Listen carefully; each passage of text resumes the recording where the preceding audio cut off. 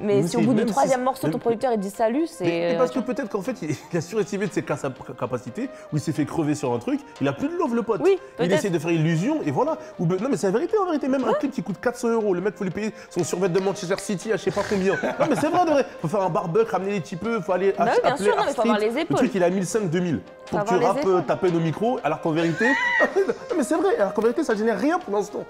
Non mais parce que je pense aussi aujourd'hui, si tu te lances là-dedans, faut être malin aussi. Ouais. Faut être un minimum plug machin. Enfin en tout cas moi le truc que tu viens de me dire, si jamais ça coûte 3000 balles, c'est que le mec s'est vraiment organisé comme une merguez, tu vois.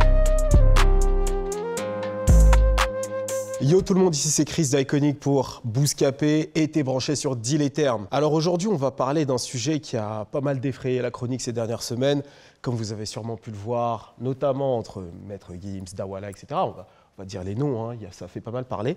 Et c'est vrai que ça nous a inspiré pour un sujet. Et le sujet, c'est tout simplement de savoir pourquoi les artistes se sentent très souvent, je rectifie, pourquoi les artistes peuvent se sentir lésés par leurs producteurs. Et l'idée là du sujet, ça va être de revenir un petit peu sur la relation entre les deux, les accords business qui se font aussi au début et qui évoluent avec le temps, pourquoi les artistes aussi parfois ne sont pas d'accord avec tout ça. Et le but c'est d'en discuter avec vous, avoir un petit peu vos avis d'un point de vue extérieur, peut-être Flo un peu moins, on va voir. On a d'avoir un petit peu tes retours d'expérience là-dessus. Et avant de commencer cet épisode, comment vous allez ? Ça va. Tout est cool ? Bien. En forme. En forme ? Ouais, ça se voit tout en forme. Flo, il est en forme de ouf. Ouais, nous on est déjà... Je pense qu'avant de commencer le sujet, il faudrait qu'on redéfinisse les termes pour les gens. C'est vrai qu'on l'a déjà fait dans un épisode précédent, mais qu'est-ce que c'est exactement le rôle d'un producteur ? Flo, je te laisse y aller. Le producteur, c'est celui qui va financer la musique et qui va du coup payer les clips, le studio, les beatmakers, tout, et qui va rémunérer l'artiste en lui donnant un pourcentage du chiffre d'affaires généré par la musique pour l'exploitation de sa chanson sur la musique. D'accord, En gros, très le bien. producteur, c'est l'employeur, c'est le patron de l'artiste en vrai. D'accord, très bien. Et Ouais. juste pour compléter, là, je pense que l'idée du sujet, c'est plutôt parler des producteurs indépendants. On va parler des producteurs indépendants, Ok. mais on va être à un moment amené à parler, je pense, que des majors, parce qu'à un moment donné, c'est aussi de là où la friction peut aussi avoir lieu. Ça dépendra. Bien sûr, on va en parler, mais je pense qu'on va beaucoup parler des producteurs indépendants et des artistes. Dans le cas de Dawala et de Maître Gims, ça a été le cas.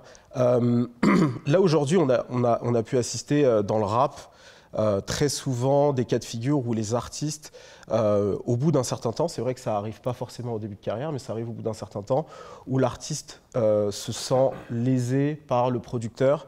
Est-ce que dans un premier temps, on va mettre les pieds dans le plat, est-ce que dans un premier temps, vous avez des retours d'expérience sur pourquoi, en fait, on arrive à ce cas de figure-là, qu'est-ce qui se passe en général, et ensuite on va pouvoir défricher tout ça.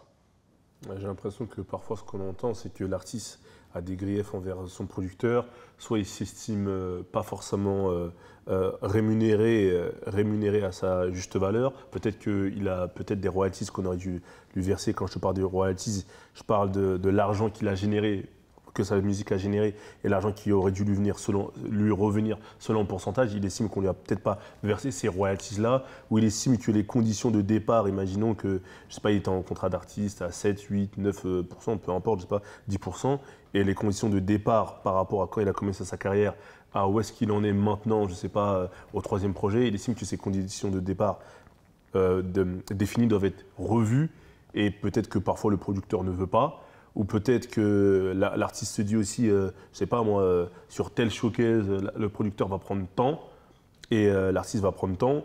Au début, ça ne dérange pas, mais peut-être qu'à un moment donné, l'artiste il estime que ça devrait être équilibré aussi. Donc il y a plein de raisons qui peuvent expliquer le pourquoi du comment, mais la plupart des raisons, elles sont toutes liées, j'ai l'impression, au financier. Ouais. Au financier et à l'artiste qui a pris de la notoriété. Et finalement, un artiste qui n'a pas encore pété, je ne veux pas dire que tu entends très peu de problèmes, mais presque en fait. Ouais. Tu vois, parce qu'il n'y a pas finalement d'enjeu. Mais quand ça commence à générer un chiffre d'affaires et qu'il y a des royalties, il y a des pourcentages qui sont distribués, bah là, tout d'un coup, ce qui peut humainement s'expliquer, bah, il commence à y avoir un peu de tension. Et comme disait Flo aussi, c'est vrai tout à l'heure, on parle de pourcentage sur le chiffre d'affaires quand on parlera de contrat d'artiste. De toute façon, il expliquera plus que moi, je suppose. Mais en tout cas, c'est toujours lié à la partie financière, après ce que je vois. Moi, je dirais qu'il y a deux cas de figure principales. Le premier cas de figure, c'est quand ça ne marche pas. Et donc, du coup, tu en veux à ton producteur en disant que c'est à cause de lui que ça ne marche pas, à cause du travail. Et le deuxième cas de figure, c'est quand ça marche trop. Et du coup, tu trouves que tu ne gagnes pas assez d'argent et que tu considères que ton producteur ne mérite pas de prendre autant sur toi. Donc en vrai, en général, je pense que les embrouilles elles viennent du fait de la non-valorisation du travail de chacun. D'accord. Soit l'artiste considère que le producteur bosse pas assez, soit que lui bosse trop. Et c'est très rare d'avoir des relations où les mecs arrivent à grandir ensemble et qu'un équilibre se crée sur la durée. Ok. Parce qu'en général, comme le disait Kersh, au début, le mec il veut juste quelqu'un pour le produire. Parce que le producteur c'est celui qui investit, donc il veut juste quelqu'un investisse pour lui. Et une fois que ça. Donc il ferme un peu les yeux à tout tant que quelqu'un investit sur lui. Et souvent, tu acceptes d'être. Il y avait une interview récente, je crois que c'était Joke. Enfin, pas du tout pas récente pour le coup. Joke qui disait qu'il avait signé dans le label de Tequila Tech, je crois. Et Avant 2010. Ouais. Et les mecs lui disent pourquoi tu as signé chez lui. Et il dit en vrai, c'est juste question d'opportunité. Tu es un artiste, tu ne décides pas des opportunités. Il dit à ce moment-là, il n'y a que lui qui me propose quelque chose. Et donc moi j'y vais. Et souvent, ce qu'on oublie, c'est qu'en fait, l'artiste, au début, souvent même consciemment, il sait que la personne avec qui il va bosser, ce n'était pas forcément la meilleure personne qu'il lui faut, mais c'est la personne qui est prête à le faire. Et donc, c'est facile après, une fois le temps passé, de dire bah ouais, mais tu n'étais pas la personne idéale. Mais à cette époque-là, l'artiste a potentiellement fermé les yeux dans le but d'avoir quelqu'un qui s'occupe de lui.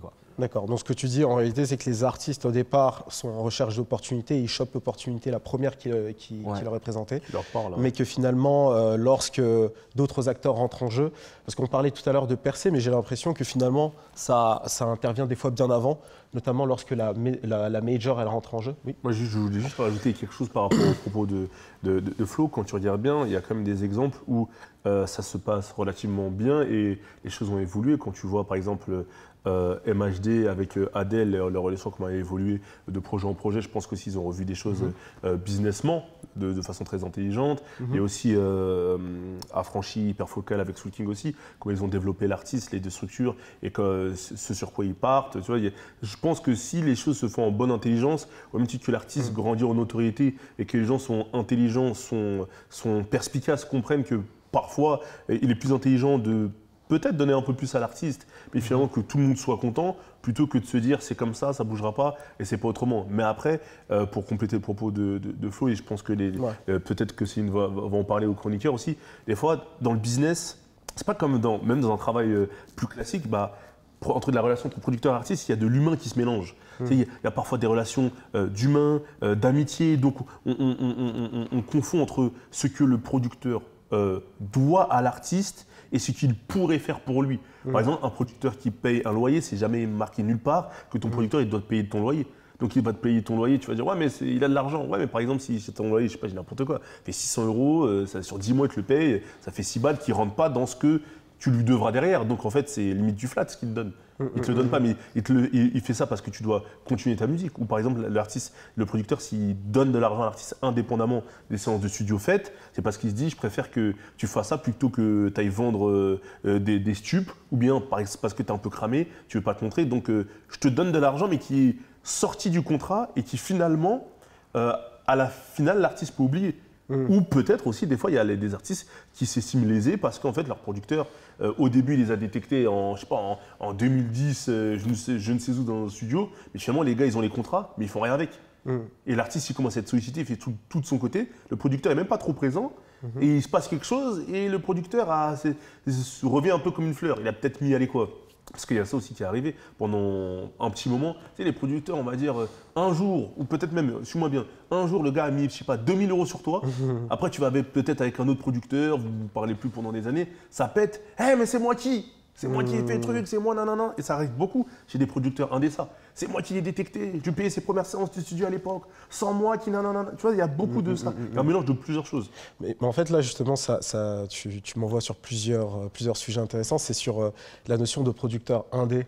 En fait, j'ai l'impression que les producteurs indés, et là, je pense que Céline aussi, tu as peut-être aussi plus d'infos là-dessus, mais j'ai l'impression que les producteurs indés, finalement, c'est souvent des gens qui sont des gens du quotidien, qui connaissent l'artiste, qui sont proches de lui d'une manière ou d'une autre, et qui à un moment donné kiffent le son et décident de mettre un petit peu quelques billes sur un artiste, et sans vraiment connaître le métier, d'où le fait que c'est pas forcément contractualisé ou quoi. Est-ce que c'est ton retour d'expérience que tu as sur les producteurs ou c'est différent? Déjà pour rebondir un peu sur ce qu'ils ont dit, du coup ça montre bien que pour ceux qui nous écoutent et qui ont envie de se lancer dans la musique, en tout cas, il faut très très bien choisir son entourage. C'est primordial. Parce que on parle du fait que l'artiste puisse après, à un moment donné, se sentir lésé et qu'il a envie de quitter le producteur. Mais il y a aussi le cas où le producteur, quand ça va mal, et ben, salut, bye bye, tu vois. En fait, il faut quelqu'un qui puisse être là dans les bons moments et dans les mauvais moments aussi, surtout. Et je pense que ça, c'est hyper important parce qu'en réalité, le producteur aussi, il y a beaucoup de producteurs aussi qui ont abandonné leur artiste parce que finalement, ils n'y ont pas cru assez. Et c'est ça aussi qui fait qu'il faut que tu t'entoures de gens qui croient vraiment en toi. C'est compliqué, peut-être des fois, il faut bien le flairer et c'est le temps qui te dira si tu es avec les bonnes personnes ou non, en réalité. Mais c'est ça le plus important, c'est t'entourer de gens qui croient en ta musique, qui vont essayer de t'emmener le plus loin possible et qui vont être très bienveillants envers toi. Voilà, ça c'est clair. Et c'est ce qui fait qu'ils vont être là, même dans les mauvais moments, même si ça ne marche pas, même s'il y a un moment donné, il y a un moment de déclin, tu vois, et qui vont repenser toute la stratégie avec toi et qui vont t'aider et qui vont faire que ça va perdurer dans le temps. Donc ce que disait aussi Flo, c'est qu'effectivement, ce qui est important, c'est de voir sur la longueur si ça fonctionne ou pas.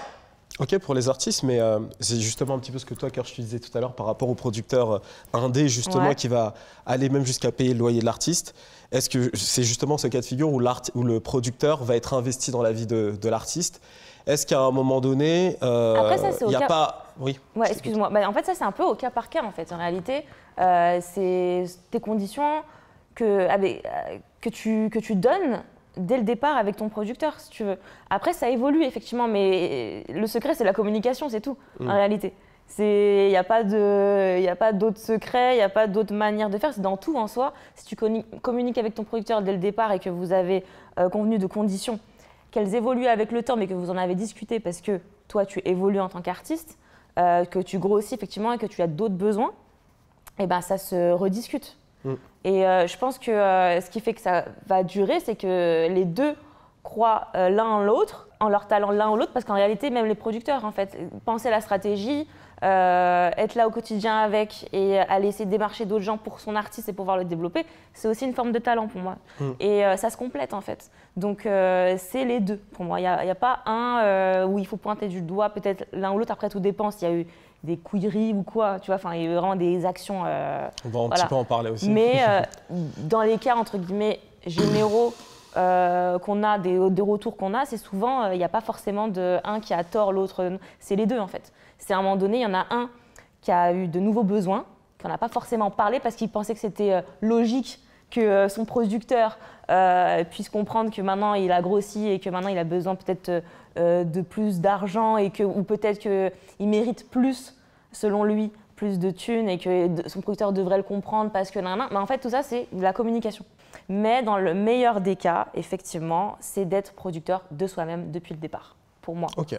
Voilà, si tu peux en tout cas, c'est d'être directement en coproducteur, c'est d'être associé avec ce producteur qui devait te produire. Et si tu peux être associé à lui dès le départ. Ok. Je veux rebondir là-dessus parce que c'est intéressant, mais je veux avoir l'avis de chroniqueur là-dessus. Non, mais moi je pense que c'est comme dans tout rapport. Ouais. En fait, c'est de l'humain. Ça veut dire qu'il y a ce que tu as contractualisé avec ton artiste ou avec ton producteur selon là où tu es. Et après, tu vois, quand on parlait tout à l'heure de payer le loyer, de machin, de trucs, ça après là, c'est la relation humaine qui fait que à tout moment, soit il peut y avoir de l'ingratitude, soit il peut y avoir de l'abus, soit il peut y avoir… Mais est-ce que ça, on en avait parlé? Est-ce qu'on n'en avait pas parlé? Est-ce que c'est cadeau? Est-ce que c'est du flat, comme tu dis? Ou est-ce qu'à un moment donné, ça, moi, je vais m'en rappeler et puis je vais te dire, oui, mais attention, c'est comme ça. En fait, partout où il y a de l'humain, il faut qu'il y ait de la communication, et parce qu'il peut y avoir des ambiguïtés, il peut y avoir de la traîtrise. Le problème, c'est que au départ, normalement, effectivement, un artiste… il va là où l'herbe lui semble verte, donc s'il trouve un boug qui est prêt à investir, X ou Y, vas-y, on y va. Mais si les termes ne sont pas dits, s'il n'y a pas d'échange, je pense que s'il y a un changement de statut qui intervient, c'est normal qu'à un moment donné, si on n'avait pas acté dès le départ, où est-ce qu'on allait, dans quelles conditions, est-ce que s'il se passe ça pour nous, voilà ce qu'on va faire. Si c'est juste, vas-y frérot, t'inquiète, j'investis, et puis on voit bien où ça nous mène, si par bonheur ça nous mène quelque part, que ça commence à être sympa, ça commence à sentir bon, et que tu n'as pas été plus clair que ça sur la continuité, sur la démarche à moyen terme, c'est logique aussi que ton artiste, à un moment donné, il te dise frérot, le statut il a changé, aujourd'hui je suis d'accord, tu as investi, on commence à générer un peu de bif, est-ce qu'on peut revoir les termes du truc, tu vois? Tu as beaucoup aussi de producteurs qui se montrent inflexibles sur ça parce qu'ils se disent, ouais, mais moi, en fait, je récolte la prise de risque que j'ai pris au début.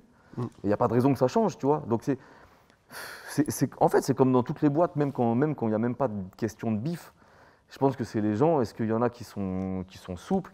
Est-ce qu'il y en a qui comprennent le point de vue de l'autre? Est-ce qu'il y a suffisamment d'empathie pour que l'artiste comprenne le producteur comprend l'artiste? Pour moi, à chaque fois que ça pète, alors on ne parle pas à chaque fois au moment où tout se passe bien. Il a raison, il y a aussi plein de gens qui... Mais à chaque fois qu'il se passe quelque chose de pas bon, on sait très bien que c'est une question d'oseille. Il y a aussi... en fait, il y a un truc intéressant, vous avez parlé plusieurs fois dans une boîte normale ou quoi que ce soit. En fait, le producteur, c'est l'équivalent de l'employeur et l'artiste l'employé. C'est ça. Sauf que dans une boîte normale, ça se passe mal avec ton employé, vous n'êtes pas d'accord sur des conditions financières, au pire des cas, vous vous séparez. Rupture conventionnelle, chacun part, tu vois.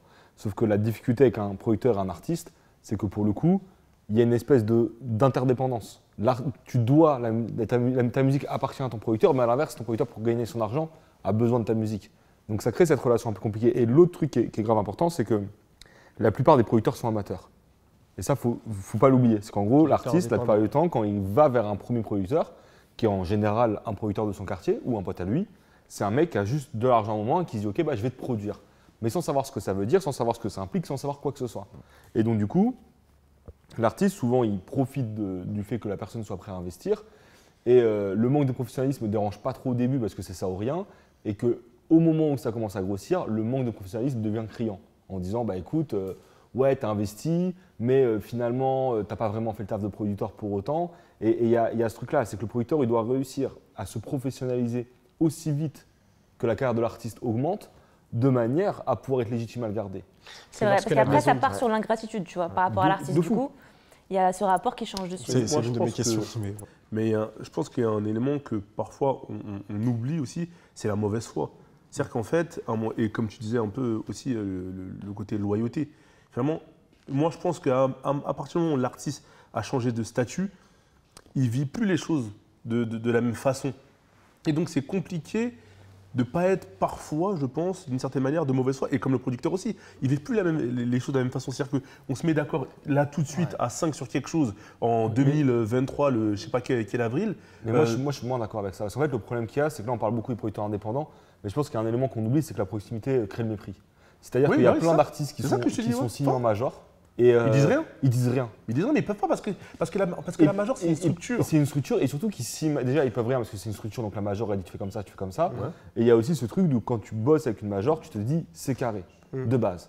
Et le problème aussi des producteurs indépendants, c'est qu'ils n'ont pas forcément cette capacité d'avoir ces structures-là juridiques, de faire les décomptes en heures, de faire les cachets, etc. Ouais. Ce qui fait que ça laisse l'impression que le mec a fait des erreurs. Non, ou bien ça laisse la possibilité de s'appuyer sur des éventuelles erreurs, potentielles erreurs, qu'en fait tu pourrais excuser parce que toi aussi t'apprends, pour pouvoir t'extirper de la situation et dire « Ah finalement en fait je suis pas trop bien ici en vrai, mais toi c'est bizarre ». Donc en fait j'ai envie de te dire, c'est comme les cachets de studio. En fait j'ai envie de te dire, bien sûr qu'un artiste à un moment donné, quand tu as un producteur qui est amateur, qui commence, bien sûr que tu pourras toujours trouver un petit détail où le producteur n'a pas fait le job, c'est normal. Mais de l'autre côté aussi, il y a l'artiste qui parfois doit des comptes aussi à son producteur qui n'a pas fait le job sur certaines choses. Parce que chacun, même dans le contrat, c'est écrit aussi, l'un doit des choses à l'autre. Tu me dis, bah, c'est comme tu dis, ils sont interdépendants. Et en fait, à un moment donné, je pense, c'est pour ça que… Mais c'est plus facile de t'en prendre à ton producteur indépendant que de t'en prendre à une major, ou au pire, le truc du producteur indépendant, c'est que tu peux… Déjà, il y a notamment à cause de cette interdépendance. C'est que demain, tu en envoies avec ton producteur indépendant. Tu dis, je rappe plus si on ne trouve pas une solution. Le producteur, tu représentes, s'il n'a qu'un seul artiste, tu représentes 100% de son business. Si tu en as deux, 50%. Personne ne peut couper 50% de son business comme ça, tu vois. Que tu vas avoir une major, tu lui dis, je suis en artiste avec toi. Je veux plus faire de musique. D'accord ? C'est pas grave, j'en ai 15 autres. Et si on joue à celui qui va tomber en premier, c'est toi.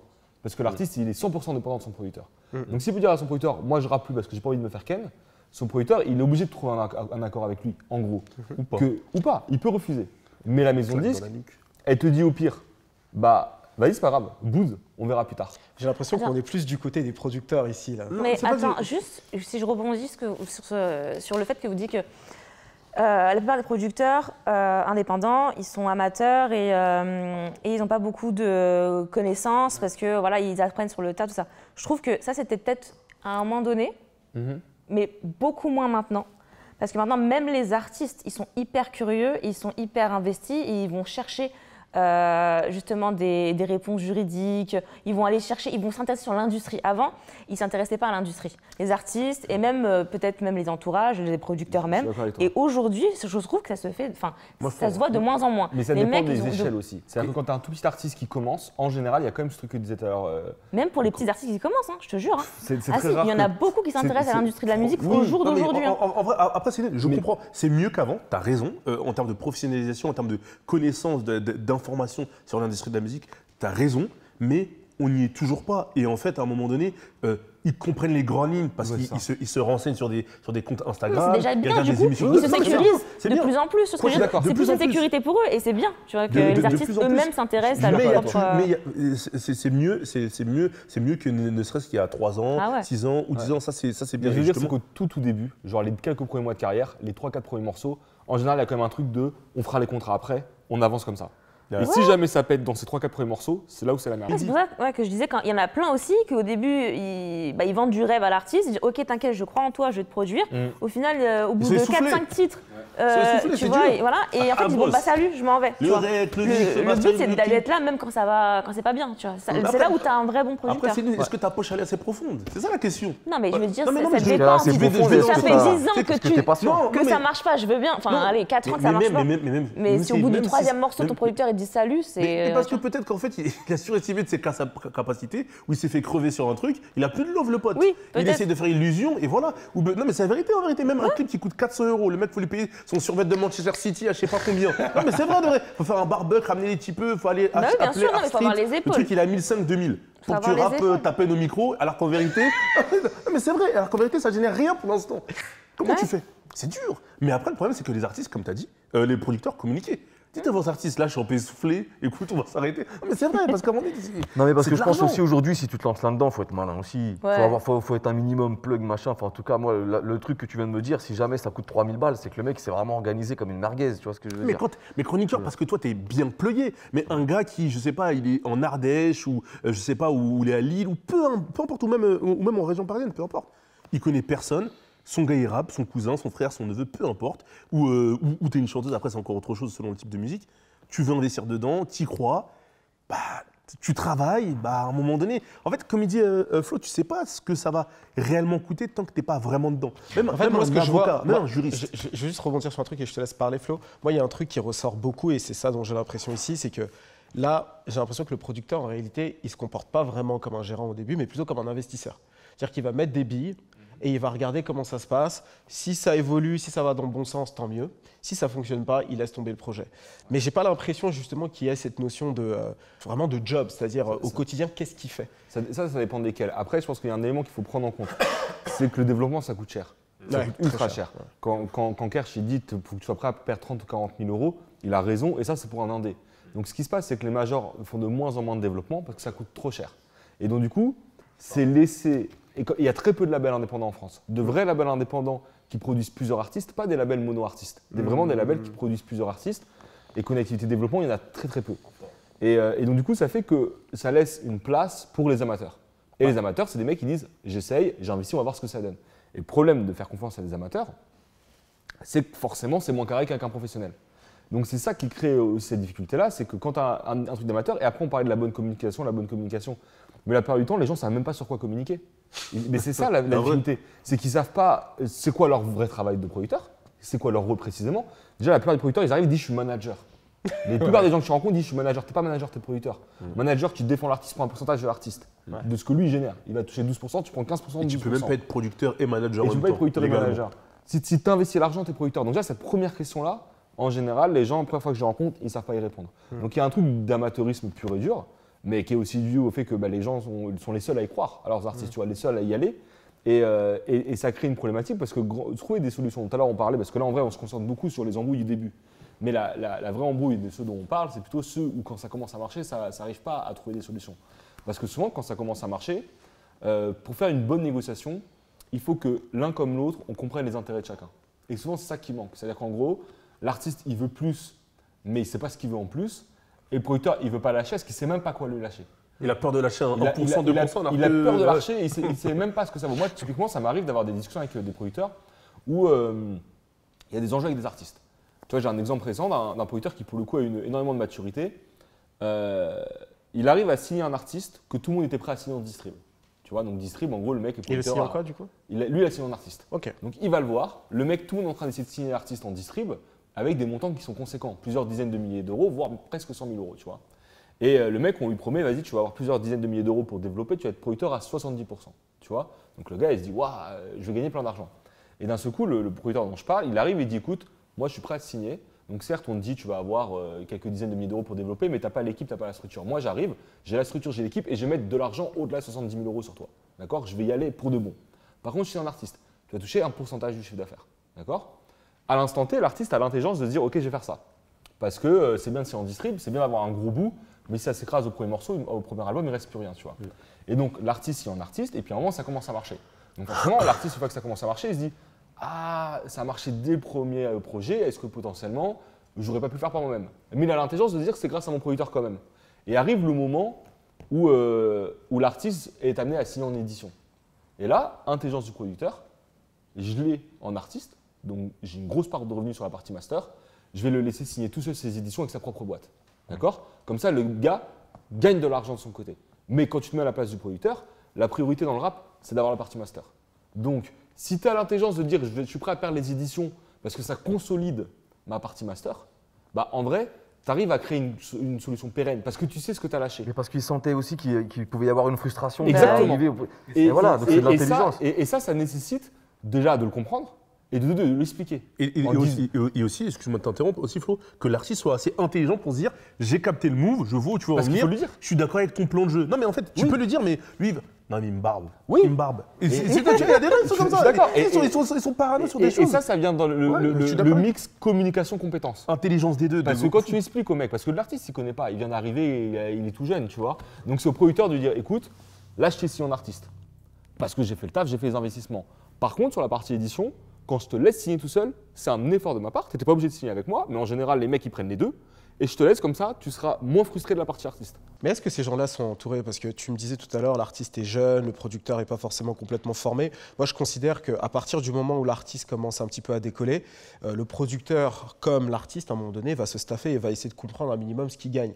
Donc j'ai l'impression, quand tu m'expliques tout ça, les deux n'ont pas l'air d'être staffés et ils ont plutôt d'être, comme tu disais, en train de se regarder. Non, il est en train de me couiller là. Et c'est là où des structures, petites promos comme 135, comme plus 1, interviennent. C'est qu'ils peuvent aussi s'occuper de tout ce qui est contractualisation de tes relations entre producteurs et artistes et plein d'autres choses aussi. Mais il y a aussi des fois, je ne sais pas si ça peut t'arriver aussi, Flo, peut-être, c'est se dire, ouais, mais je vais voir un tel, il nous conseille tous les deux, mais finalement, qui va le mieux conseiller, tu vois? Parce que là où Céline a la raison, faut savoir s'entourer, faut savoir aller voir des gens aussi.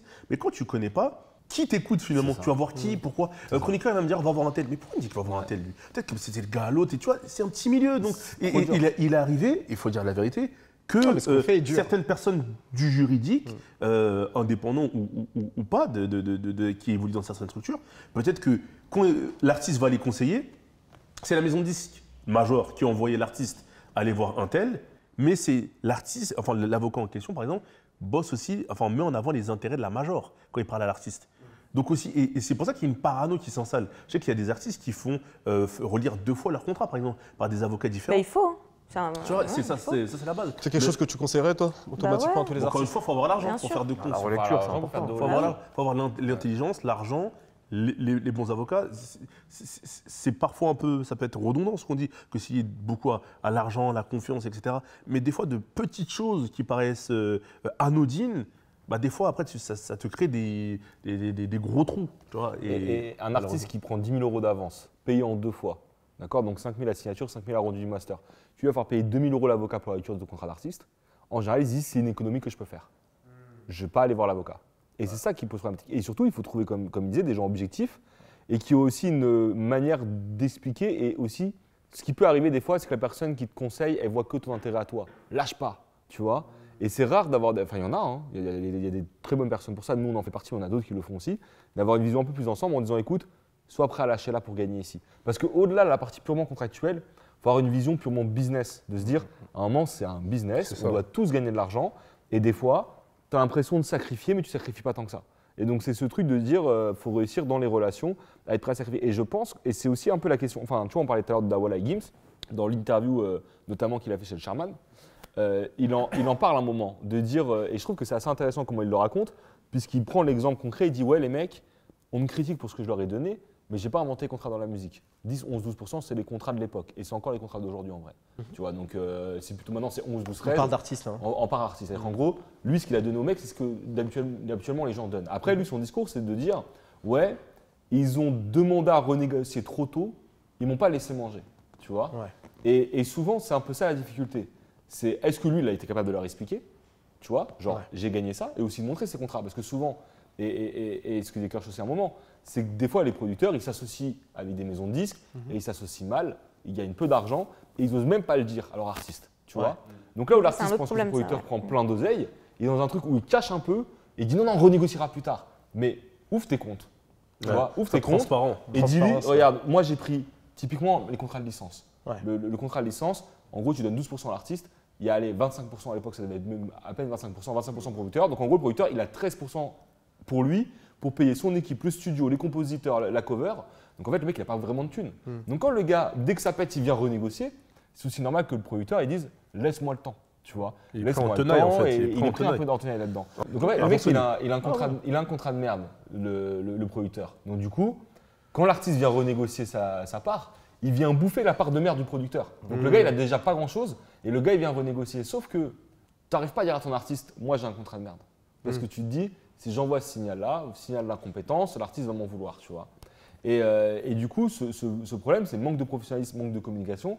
Ça fait que tout le monde s'énerve un peu. Alors que si tu arrives à parler avec ton artiste en disant, écoute, on a fait le premier album, j'ai signé 3 albums avec toi. Tu vas pas renégocier dès le premier. On a le temps, le deuxième, on voit ce que ça donne. Et si jamais ça se passe bien, je t'augmente le troisième et je te prends un quatrième.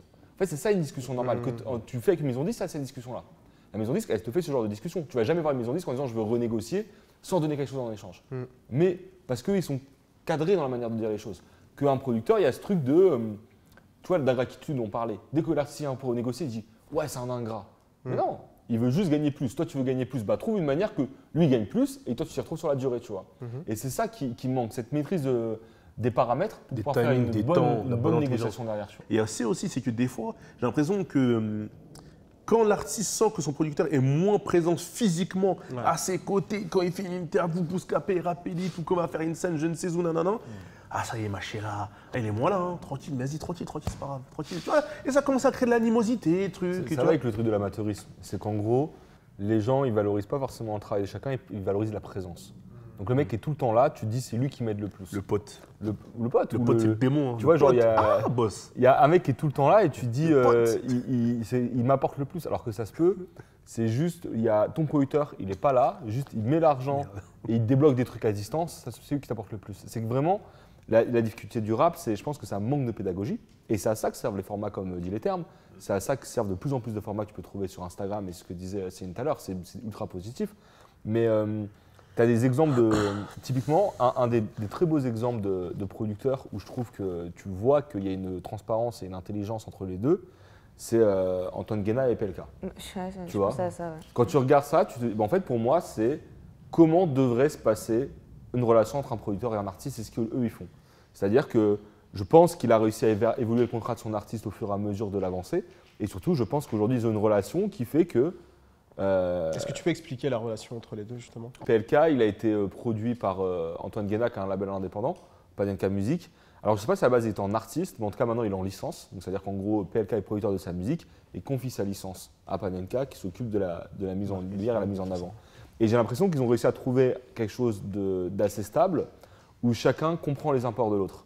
Et c'est des mecs qui sont passés de… en gros, si tu regardes leur première semaine à chaque fois, tu vois que ça explose. Pourquoi ça explose? Parce qu'ils ont réussi à créer une relation de confiance, mais aussi du bon travail. Et je pense qu'entre eux, enfin d'extérieur, tu n'as pas l'impression qu'à un moment, ça va exploser entre eux. Parce que je pense qu'à un moment ou à un autre, chacun valorise l'apport de chacun. Et souvent, ce qui fait le problème dans une relation, mais qui est au-delà de la relation de producteur-artiste, dans toutes les relations professionnelles, voire même amicales, c'est qu'il y a une mauvaise valorisation du rôle de chacun. Tu sous-évalues ce que fait l'autre et tu surévalues ce que toi tu fais. Et c'est toujours ça qui pose problème. Que si le mec t'arrive à. Parce que un mec comme PLK, typiquement, demain, s'il veut signer en distrib, il fait un braquage. Et quand je dis qu'il fait un braquage, il repart avec plusieurs millions d'euros d'avance.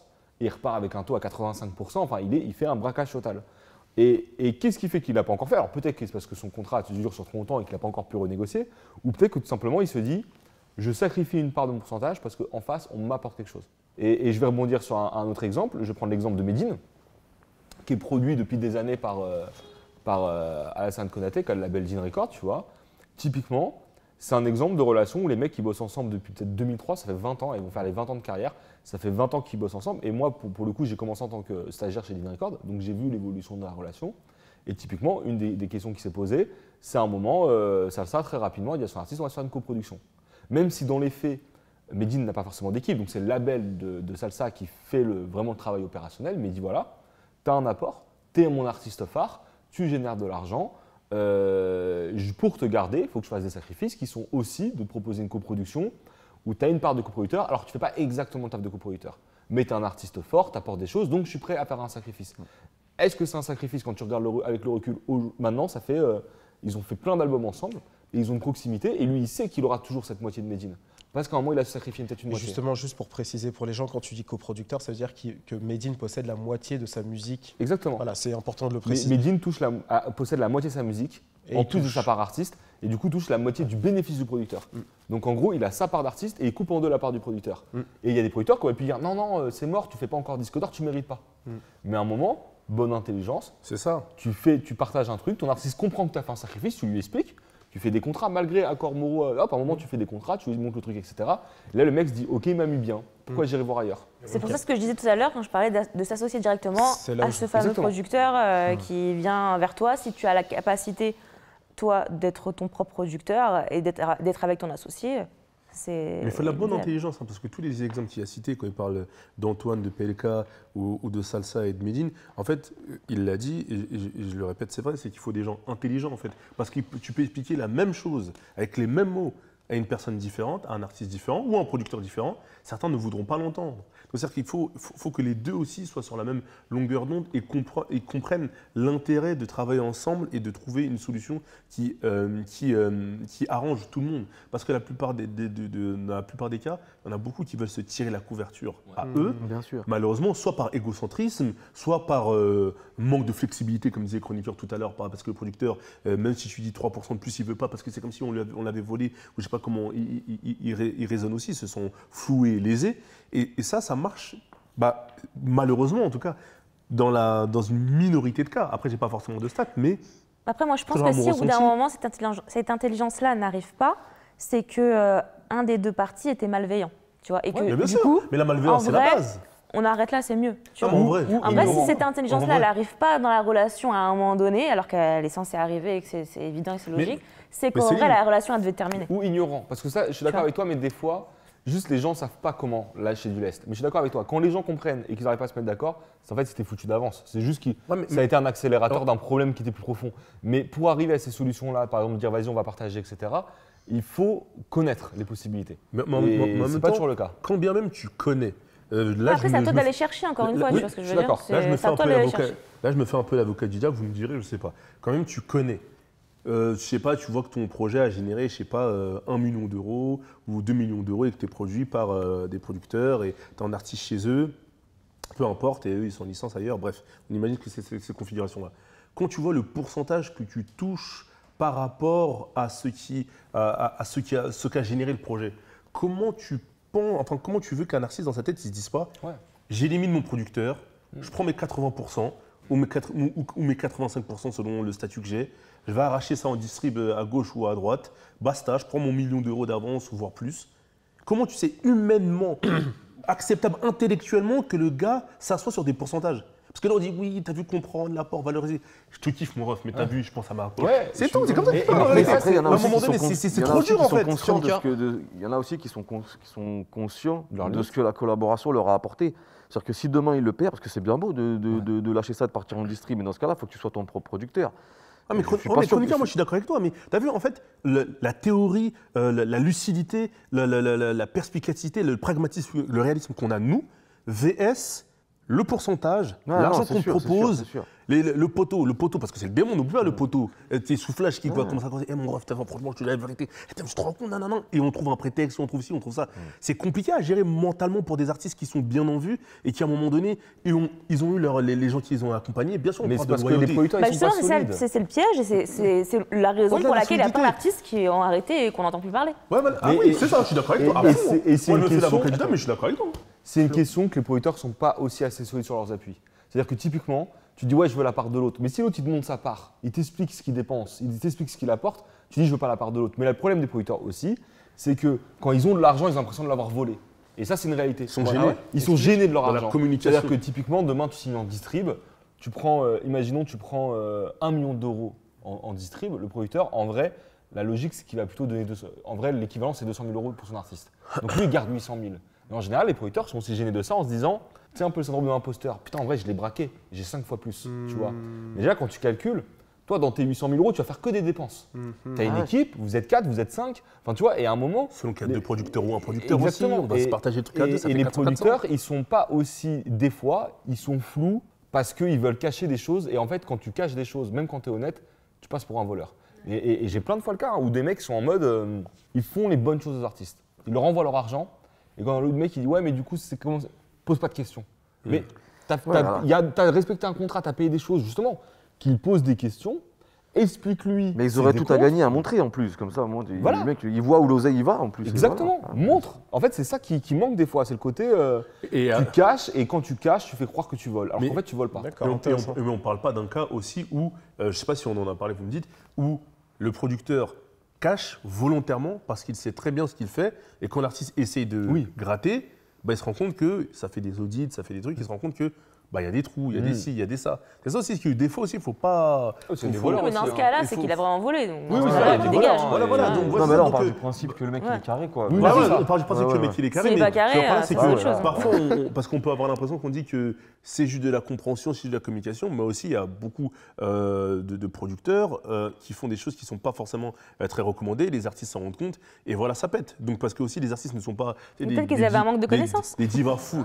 Non, ouais, mais en fait, je comprends ce que tu dis, et tu as raison en vrai, il y a beaucoup de manque de connaissances. Après, il y a des voleurs, mais il y a beaucoup Mais ne il y a soyons pas de beaucoup mauvaise problèmes foi, il y d'incompétence, a ouais. aussi des voleurs aussi. Oui, Après, justement, il y a une bonne partie dont on ne parle pas, c'est les voleurs ou les Il y en a certains. les gros bras aussi. Mais Oui. ça arrive, ça fait partie du Est-ce jeu. que les gros bras, voilà, est-ce qu'à un moment donné, on n'a pas beaucoup dans le rap? Mais ils perdent leurs artistes au bout d'un moment. Ouais, ça, c'est ça. On peut pas Parce trop que les tu as des tenir. plus gros bras Ouais. qui arrivent et tu as des avocats qui rentrent à un moment. En fait, quand tu es gros, à un moment, quand tu génères de l'argent, si le mec il t'a arnaqué, tu vas avoir un mec un peu costaud qui va dire ok, moi je vais venir ton manager ou je vais venir ton coproducteur. Donc en gros, il dit je vais prendre que la moitié là où l'autre te prenait 100% et on va ramener un avocat qui va péter le contrat et si l'autre il n'est pas d'accord, on va lui taper dessus. En fait, c'est simple. Les voleurs ils durent pas longtemps avec les artistes, ils les perdent. Et c'est pour ça que tu vois les mecs en gros des fois qui sont là qu'au début et à chaque fois l'artiste s'y pète et il est plus avec là. Donc en fait, à un moment, Ils le mec disparaissent. c'est juste Ah, que les mecs, c'est ils ont un- juste fait un coup, quoi. Ils ont Ouais, juste c'est voulu ça. faire un Ouais, coup mais parce aussi, que, comme on ils disait, ont il y en a volé sur plein un album et au verront, quoi. début qui considéraient un peu le rap comme un rinté aussi, tu vois. Ouais. Ouais, Ça, bien sûr. je suis là, je porte mon gros Parce que, coup. est-ce que les producteurs, est-ce que certains producteurs, parce que c'est un élément dont on n'a pas parlé, mais elle a raison Céline, c'est est-ce que certains producteurs sont attachés à cette musique-là, à cette culture, ou c'est un business comme Non, un il y en a autre, plein. ils investissent et basta. risqué. Bah, en fait, c'est là où je voulais vous emmener sur la partie production dans le rap, c'est qu'il y a à la fois des gens qui sont effectivement qui sont passionnés. Je pense que c'est le cas du manager de PLK, mais il y a aussi C'est un des artiste cas de avant, figure. en plus. Voilà, c'est ça, mais il y a aussi le cas de figure où tu as des gens, voilà, on est dans un quartier, on connaît un petit peu le milieu, tu vois. Et il va y avoir un producteur, le producteur c'est un autre gars du quartier, il te dit ah je crois en vous, je mets de l'argent, mais il connaît pas le métier, il n'a pas l'intention de se former, mais l'artiste se retrouve entre guillemets pris entre des griffes. Tu vois. Est-ce qu'à un moment donné c'est pas le cas de figure qui revient beaucoup et est-ce que c'est aussi pas pourquoi il y a cette réputation négative de la part des producteurs? Parce que si encore ce serait uniquement, tu vois, des cas de figure où il y a des problèmes de contrat un petit peu ici et là, mais c'est quelque chose qui revient souvent, nous on est au courant. Mais d'un côté, là où je te donne raison, c'est vrai, mais c'est un effet de bord, parce que de l'autre côté, que ce soit peut-être, tu me diras si je me trompe, aux États-Unis, même s'ils sont beaucoup plus professionnalisés que nous, ou ici, si tu n'avais pas des producteurs indés qui font certaines choses dehors, qui misent leur argent, peut-être qu'il y a plein d'artistes que tu n'aurais pas Non, vu. c'est même Ah, pire mais aux c'est US. sûr. hein. Finalement, Et- en fait, finalement, est-ce que c'est pas le revers de la médaille, cette espèce Tu peux d'amateurisme prendre le bon et le mauvais. Voilà, C'est-à-dire c'est que la tu prends le musique, tout. c'est tellement dur de produire C'est qu'un un mec. sport de riche. Hein. Voilà, c'est ça. Un mec qui est dans un truc de Un mec qui est rationnel, il n'investit pas dans la production. Bien sûr. Un rationnel, il n'investit pas dans la production. Bah ouais. Le mec qui investit dans la production, c'est un mec qui a trop de bif, Clairement. Il a et du qui veut gras. changer de dimension. Ouais. Parce que peut-être qu'il veut être dans un truc un peu plus légal et il se dit, veut vas-y, ça va être plus blanchir. tranquille. Ah, là, on dit, Parce que- là, en on fait, dit les termes. Non, parce qu'il y Là, a on eu dit un les moment termes. donné où, comme il y avait Switch. Il y a eu un moment où il y a Non, eu plein de c'est rappeurs qui sont pas- arrivés, qui ont fait des gros buzz et qui ont pris plein d'avance. Du coup, il y a eu un phénomène où tout le monde voulait devenir, tout le monde voulait Bah oui. produire un artiste. C'est Et ça. c'est là où ça a été Et- le piège. Et maintenant, ils se sont tous rendus compte que c'était Que pas c'est- bénéf. Est-ce qu'il voilà, y a un si côté ça braquage, marche. c'est ça que tu dis en maison 10? Hein non, en fait, il y a eu un moment donné où il y a eu plein de rappeurs, enfin d'un coup, où il y a eu un moment donné, même le côté où il y a eu la trappe, tout le monde voulait rapper, Ouais. tout le monde voulait produire des artistes, je veux produire mon petit rappeur et il va en rapporter des thunes. Non mais c'est vrai. Et en fait, t'en as plein après qui se sont rendus compte que ça fonctionnait pas et que du coup, bah, ils se sont dit non, c'est pas comme ça que ça fonctionne, tu Mais vois. les avances en question de maison 10, il n'y a pas eu cette idée d'aller faire un braquage en Bien sûr, bien sûr. Bah, Ah c'est oui, sûr. bien sûr, À ce ça. moment-là, ils se sont dit, putain, le rap en ce moment, ça cartonne. Tout le monde, on a la sensation que tout le monde prend de l'oseille et que tout le monde vit très bien avec. Nous aussi, on veut pouvoir en vivre et on va aller produire un petit mec de notre cité. Et Hop, on va et- mettre de et- l'argent, ils vont nous rapporter des thunes. et Et c'est sauf mon- que t'en Mais as ils ont été un déçus, sur bah oui, 10 c'est ça. Et c'est qui moins va risqué. fonctionner. Ah ouais. Parce que c'est ça aussi les plans. Enfin, c'est Jouer moins. au PMU, c'est plus facile. Hein. C'est moins aussi. vrai. C'est moins risqué. risqué. C'est moins risqué que peut-être les activités que les gens avaient dehors, ou même s'ils travaillaient, c'était peut-être plus rémunérateur le fait dans leur tête de faire de la musique. Mais il y a ça aussi, c'est les nouveaux plans, on va pas se mentir. C'est soit les trucs du dehors, soit tu vas prendre un petit rappeur, soit tu vas Ouais. prendre un footeux. C'est ça aussi les plans qui Mais font après, que... pourquoi pas par contre, tu vois, pourquoi pas si ça te permet de sortir d'autres choses. Mais par contre, il faut t'investir vraiment et t'impliquer, t'y Et être intéresser. prêt à perdre. Voilà, être prêt à perdre Parce que ça aussi, on leur et dit pas. considérer justement les mauvais et les bons moments avec ton artiste et tout ce qui va impliquer, toutes les conséquences en Et fait. si t'es pas passionné de musique, c'est très compliqué. Mais c'est pour ça. Si tu vas que pour le bif, c'est mort. Voilà, Ah, chroniqueur. c'est ça la limite du truc. C'est qu'il y a un moment où, quoi qu'il arrive, tu vas sortir du truc. Si t'es pas passionné là-dedans, en vrai, c'est un bourbier. Donc tu tentes un coup et puis au final, il se passe rien, bah voilà quoi. À part si les chroniqueurs, vous faites une bonne assoce. Par exemple, Céline et toi, vous vous associez, elle ramène l'argent, et toi, tu ramènes la passion, le kiff de la musique, nanana, elle, il connaît rien à la musique. Non, mais après, pour C'est moi, il y a des une bonnes sélection assos. Après, naturelle qui va se c'est faire. c'est la bonne intelligence, en fait, entre celui qui, deux coproducteurs, celui qui finance, qui ramène dans le la cas d'un- trésorerie, dans le cas- et dans l'autre le qui cas ramène d'être à deux. les Oui, voilà, compétences. par la contre, musique. c'est Mais il différent, faut oui. qu'il y en ait un des deux qui soit passionné. C'est ça. Exactement. Ah oui, mais C'est vrai, c'est c'est ultra. exactement. À fond, Ouais, ouais. mais sinon, ça marche pas. Ouais. Sinon, c'est cuit. Ah non, non, si t'es que des mecs qui veulent juste. Juste faire de un l'oseille, coup, c'est pas possible. je suis pas sûr. Hein. Ouais, bah, du coup, ça m'emmène à la dernière question. Est-ce que la logique pour un artiste dans son parcours, plus il est en ascension, plus c'est à un moment donné finalement de se séparer de son producteur initial et de devenir producteur. Est-ce que c'est ça finalement? Parce que c'est vers là qu'on va à Bah, chaque fois quand on prend l'exemple de Damso, là on parle de Tiakola, Maître Gims, etc. Bah, oui, non, Est-ce on que parlait c'est de pas les- coproduction par exemple, être associé au Oui, mais cas. les producteurs. Oui, Voilà. ok. Soit être associé au producteur que tu avais initialement, soit être effectivement ton propre producteur. Et à ce moment-là, le coproducteur, enfin le producteur qui devient coproducteur, qu'est-ce qu'il devient lui? Qu'est-ce qu'il fait exactement? Mais après, Moi, c'est c'est ça qui. Ouais. à eux justement de voir quels sont le rôle de chacun. Mais en réalité, c'est juste qu'il va gagner plus d'argent en fait. Il va En, sentir. en général, ça bouge pas. Hein. Ça bouge pas, c'est Oui, juste qu'il va ouais. se sentir lui plus valorisé C'est ça. et du coup, il continuera la collaboration. Il sentira. Si typiquement, tu es en fin Que de c'est contrat plus avec le légitime. mec, avant tu étais 100% producteur, tu vas faire le même taf, Voilà, le même c'est pareil, investissement, en fait. C'est ça. et juste tu vas toucher 2 fois moins. Ouais. Parce que ton artiste, il faut qu'il touche plus, et que toi, ce 2 fois moins, si financièrement il est encore rentable, tu le fais. Ouais, au final. En fait. Parce qu'après, c'est toi, en tant que producteur, tu vas se dire, est-ce que par ego, parce que C'est ça. voilà, j'ai envie de me barrer parce qu'au final, maintenant, il veut être aussi producteur avec moi, et non, j'ai pas envie, parce que c'est moi le producteur de base, c'est moi le chef. Bah, Voilà. tout C'est à moi fait le ça. chef à la base. Maintenant, c'est plus moi qui sera le chef. Et lui aussi va prendre ses décisions et il aura son mot à dire autant que le mien. Ouais. Est-ce que j'accepte ça et je prends sur moi ou est-ce que j'abandonne le bateau? Mais à quel prix? Parce que peut-être qu'on aurait pu continuer une aventure extraordinaire ensemble. C'est Mais il n'y a pas beaucoup de gens qui sont prêts à bosser en bonne intelligence en vrai. Parce que là, ça a l'air logique. tout ce qu'on dit. C'est Mais- pour- Ouais, ouais. c'est ce que je dis. Mais dans les Ouais. faits, En fait, c'est savoir jamais ça, bosser quoi. en bonne intelligence avec les gens, mais Il y a c'est beaucoup très rare. d'ego, C'est même pour dans ça que l'émotion. c'est important que, enfin, ce serait intéressant que ce soit la discussion depuis le départ. Enfin, moi, quand tu me parlais de mes expériences personnelles, par exemple, DA est son propre producteur depuis le départ. Ça simplifie les choses.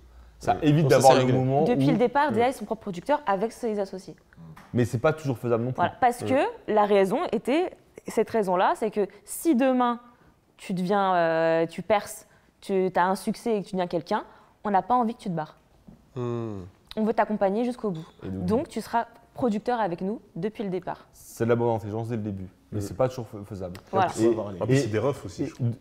Comment C'est des frérots aussi. Ouais, en plus, c'est des amis. Donc, Mais ça joue. justement, parce que justement, ils n'ont pas envie aussi de détruire leur amitié, ils n'ont pas envie de détruire tout ce qui est leur histoire en fait. Ils se sont dit non, depuis le début, avant même qu'on sorte Mexico ou quoi, quand on fait nos contrats, tu es aussi producteur avec nous, tu es notre associé. Tu n'es pas notre artiste, tu es notre associé. Donc, et ça, c'est ce qui fait que jusqu'à aujourd'hui, ça perdure. Je pense que c'est grâce à ça. Et pour revenir sur ce que disait à va l'instant clôturer sur Céline, très rapidement, typiquement, le mec était producteur à 100%. Avant, imaginons sa part de bénéfice, c'était 1 million d'euros, tu vois. Et bah, s'il devient coproducteur, il fait le même taf et il passe de 1 million à 500 000. Donc certains vont se dire, je perds 500 000, puisque je passe de 1 à 500 000, 1 million à 500 000. Ou d'autres vont se dire, en le gardant, je passe de 0, puisque j'aurais eu 0 sinon, à 500 000. C'est juste ça. C'est où tu mets le curseur. Est-ce que tu te dis, je gagne ou est-ce que tu dis, je perds? Et si effectivement, tu es dans ta posture de dire, attends, à l'avant, je gagnais 1 million, je lui donne un demi-million alors que je fais le même taf, parce qu'en général, tu continues à faire le même taf.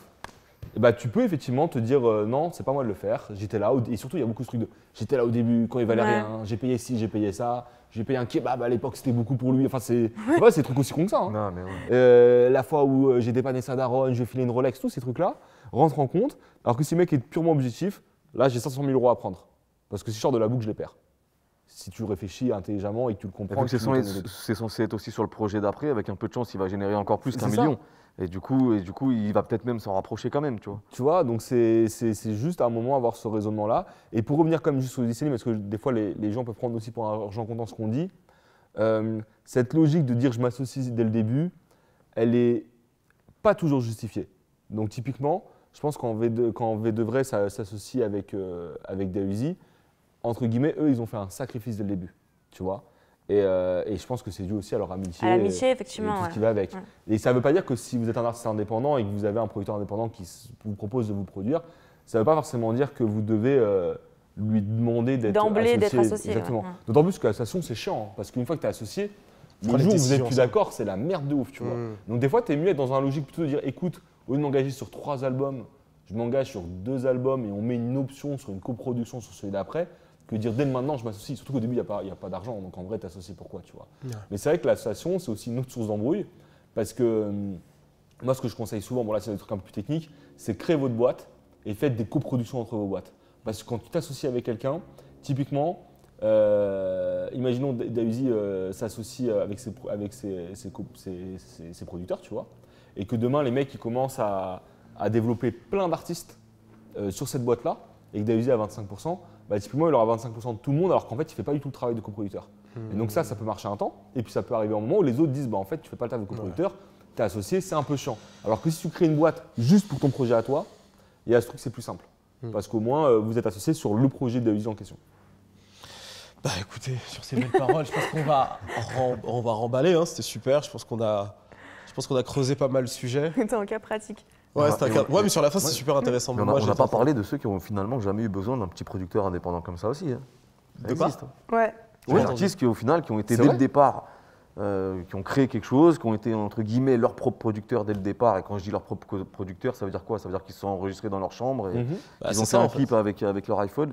Et finalement, qui ont été négociés. Et ça a pris sans avoir eu à Il y en a de trouver plus en plus. Et il y en a de plus en plus. C'est Il y en a abusé. peu de base. À la base, il y en a Studio, peu, à la parce que base, ça il y en a coûtait peu, plus ouais. cher aussi. Bah oui, Que là, ce que dit. Ce que je veux dire par là, c'est que ça devient tellement peu cher de produire de la musique qu'au final, tu as énormément aujourd'hui d'artistes qui pètent, qui n'ont jamais eu à signer un contrat avec, Ouais. avec un Fort. producteur indépendant. Et C'est vrai. directement, ils sont partis gosni une avance pour une distrib ou quoi au caisse. tu vois. Et d'autant plus à l'heure où les clips sont moins importants. En fait, la grosse source de dépense, c'est les clips. Et là, il y a beaucoup, moi, la part des artistes que je rencontre, qu'on accompagne dans leur business, ils ont directement des propositions d'avance à plusieurs dizaines de milliers d'euros. Et les mecs n'ont jamais fait un seul clip de leur vie.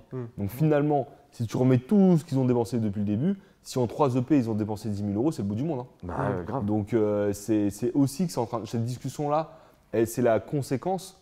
En fait, on est en train de parler de ça parce qu'on prend le modèle entre guillemets de base qui était qu'en général, tu avais un grand qui mettait du bif. Maintenant, En ça vrai, c'est évolue très beaucoup. différent. Et il y a beaucoup plus de managers que de producteurs. C'est-à-dire que moi, Voilà. la plupart des gens que je rencontre ont des managers, mais qui sont des vrais managers, en mode moi, je manage le gars, je l'aide, mais il est son propre producteur. Donc tous les modèles sont un peu en train de changer. Cette discussion-là, entre guillemets, elle est un peu datée. Enfin, comme on dit, elle est un peu datée. elle est dans le cœur de l'actualité parce que c'est les conséquences des contrats d'avant. Mais là, franchement, la plupart des jeunes artistes qui arrivent n'ont pas du tout la même logique, tu vois. Ou alors s'associent après avoir eu un buzz. Là, c'est le cas aussi, certains qui commencent à avoir du buzz et décident de s'associer avec un indé parce qu'ils ne veulent pas être avec une major, parce qu'ils veulent de la flexibilité et ils comprennent aussi qu'être autoproducteur, c'est une galère. Et donc, du coup, ils se disent, OK, je vais m'associer avec un indé qui me comprend, qui a de la flexibilité et qui a un vrai enjeu sur moi et on va aller chercher une distrib ensemble. Oh, mais je pense que c'était assez riche en informations. Dans les commentaires, n'hésitez pas à nous donner votre avis un petit peu sur tout ça. Tu sais, j'ai pas une question en particulier à leur poser, tu vois, parce qu'on a parlé d'éléments techniques. Mais par contre, n'hésitez pas à poser vos questions. Ça se trouve, ça va nous inspirer pour un autre sujet ou quoi. Et n'oubliez pas, hein, Deal et Terme est disponible un jour avant sur les plateformes de streaming au format podcast. Donc, vous pouvez nous écouter là-bas. Et pour ce qui est du reste, on vous dit à très vite. C'était Chris d'Iconic pour Bouscapé. C'était Deal et Terme. Cheers.